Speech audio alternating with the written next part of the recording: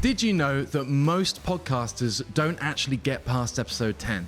In this episode of the Podcasters Podcast, we're going to talk about why most people give up before they've even started. Let's get into it.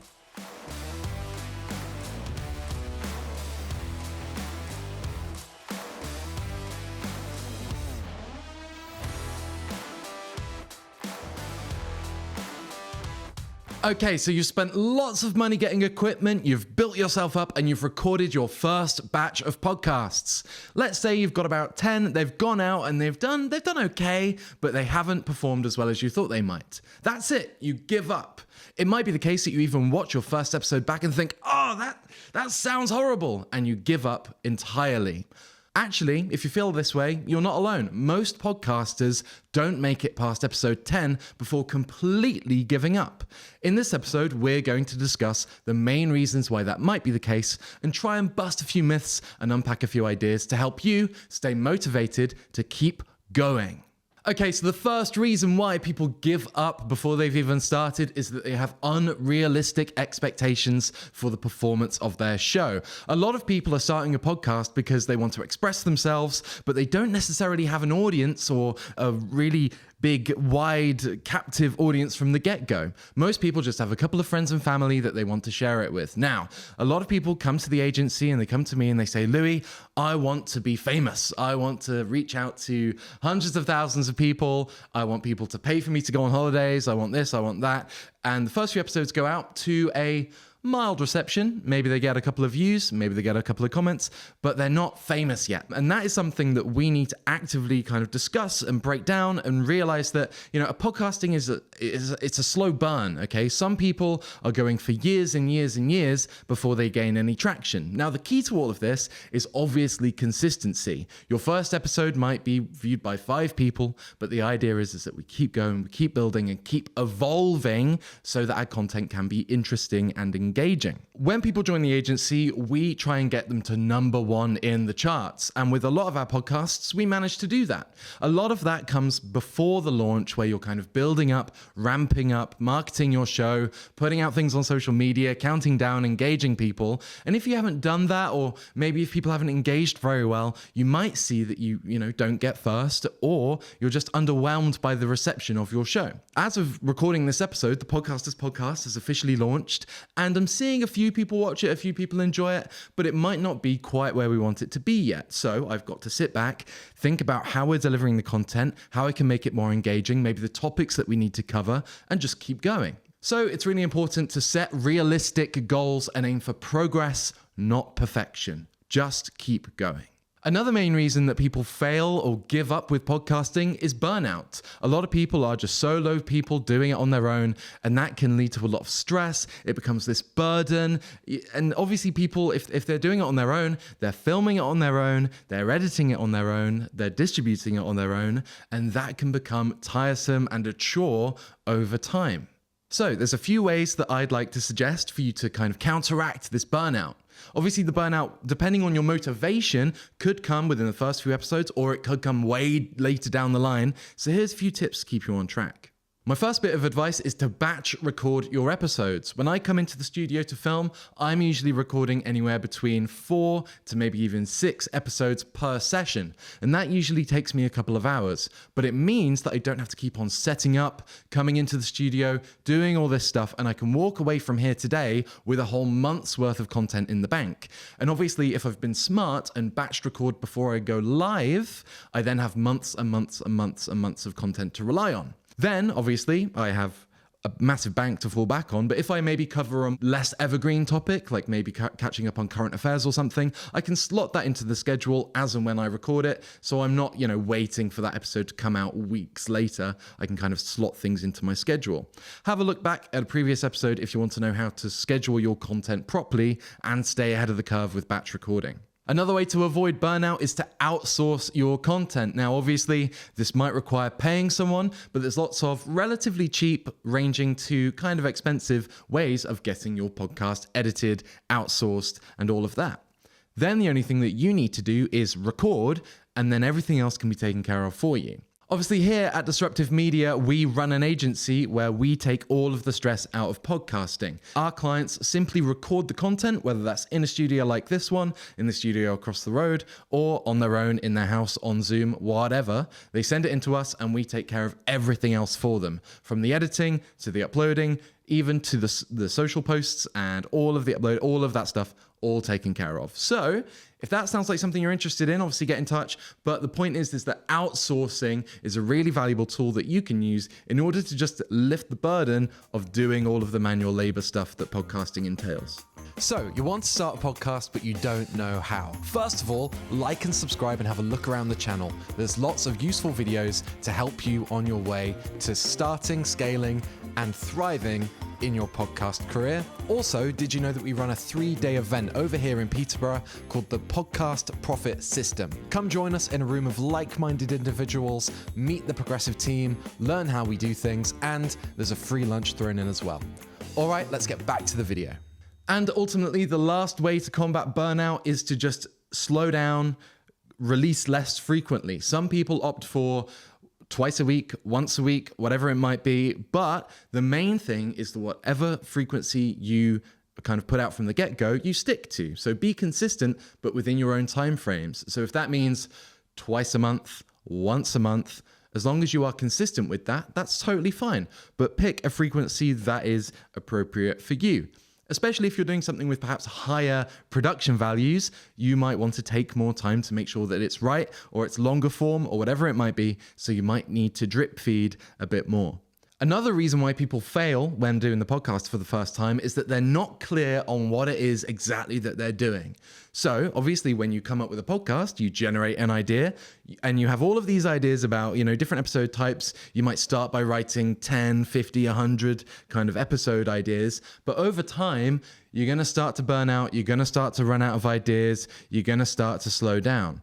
Now, obviously you've got two choices at this point. You either give up because you've ran out of ideas, or you need to take a step back, maybe even talk to someone about what different directions your podcast could take.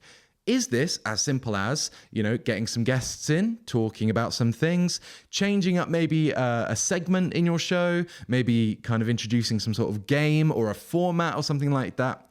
Or is it a bit more of a heavy-duty overlift? Do you need a rebrand? Do you need to change the colors? Do you need to change the name even? One thing that I would suggest is that if you've come up with an idea and it's not performing as good as you think it might, don't be precious about it. Do not be afraid to just completely tear it apart, start again, regenerate yourself into something new, because then you're giving yourself another shot at what people might be interested in. So don't be afraid to start all over again if you think that that is what you need to do. A more simpler solution could be to change the format of your show. So I've told this story before, but I'll quickly say it again. We had a client that was doing basically kind of in-person interviews, them and a co-host. They were just talking about things, long form, about an hour long, just them talking.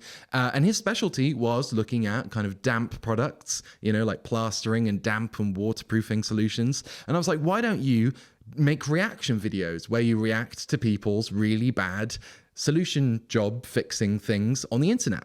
So we decided to do that, and it's since then gone really popular and everyone really enjoys it. So don't be afraid to slightly change your format under the current name that you're using.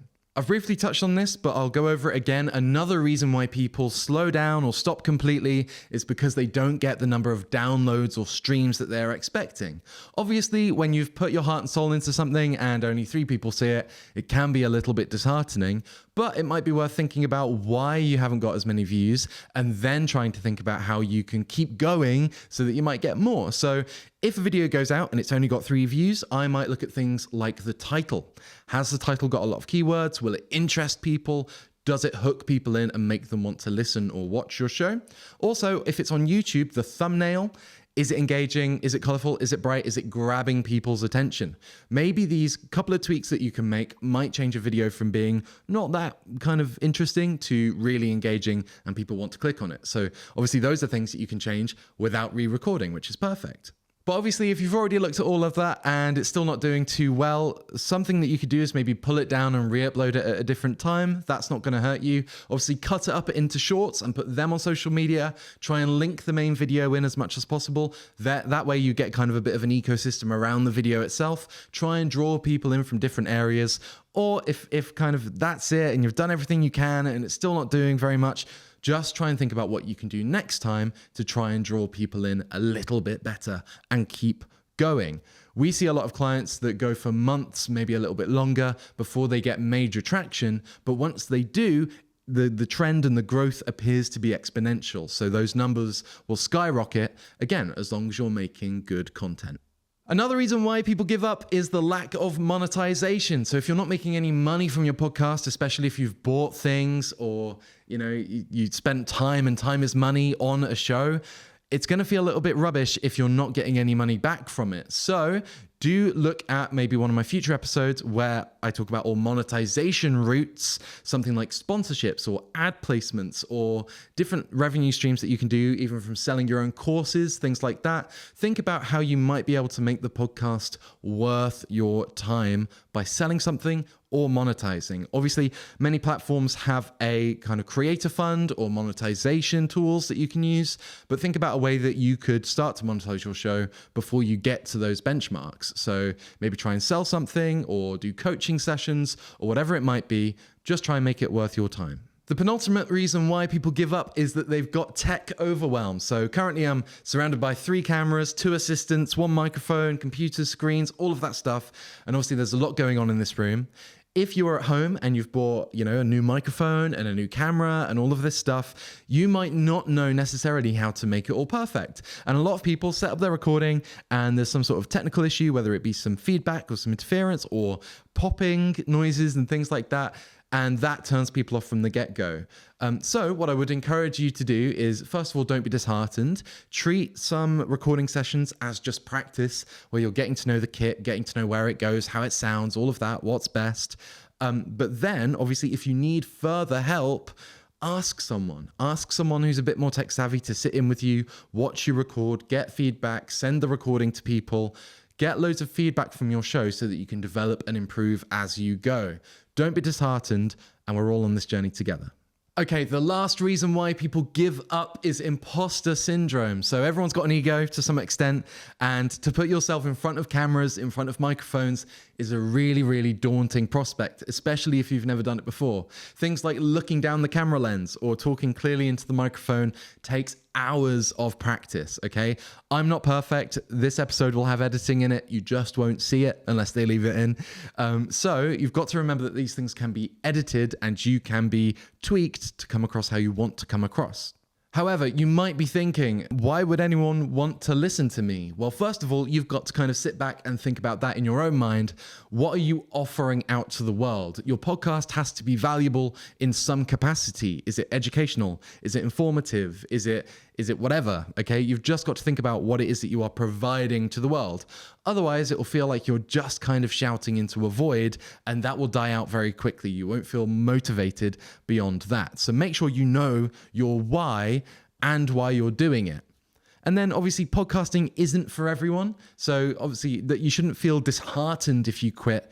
But if you've got the passion and the energy and the motivation to do it, don't let silly things get in the way of you carrying on and improving yourself. Obviously, if you've got a good idea and half decent production value and you keep iterating, getting feedback, improving, going again, you will eventually get the audience that you desire. And if you need any help doing that, then you know where we are, Disruptive Media. You can get in touch and we can help you on your podcasting journey. Thank you so much for watching. I've been Louie from the Podcasters Podcast, and I'll see you guys next time.